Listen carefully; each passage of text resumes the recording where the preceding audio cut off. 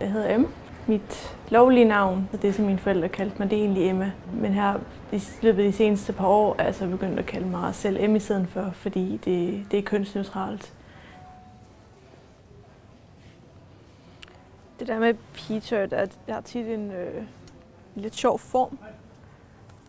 Et figursyet på en lidt interessant måde, så det sidder... jeg synes ikke, det sidder særlig godt. Jeg har ligesom altid vidst på en eller anden måde, at jeg hverken var en dreng eller en pige. Altså helt fra da jeg var lille, så har jeg ligesom følt det som om, at jeg kunne se, at der var en kategori af piger og en kategori af drenge, og jeg passede ligesom ikke ind i nogen af de kategorier.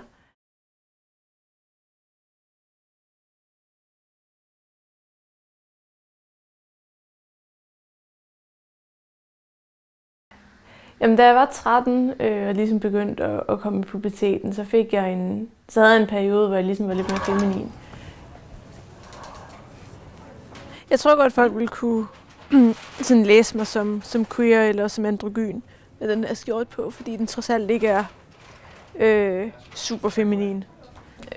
Men det hjalp ikke rigtig på. Jeg følte mig ikke mere som en pige af den grund, og jeg følte ikke, at jeg passede ind i den her kategori af piger.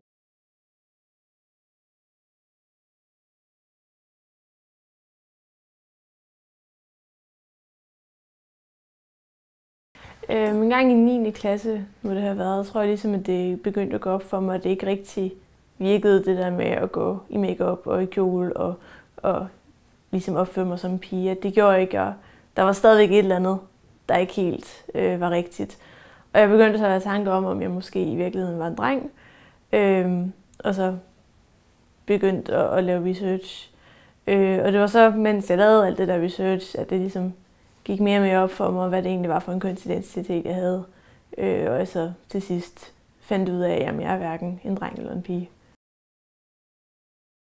Jeg vil sige, at jeg er fuldstændig komfortabel med den, jeg er, og den kønsidentitet, jeg har. Så det eneste, der ligesom kan være et problem, det er at få det til at passe ind i omverdenen.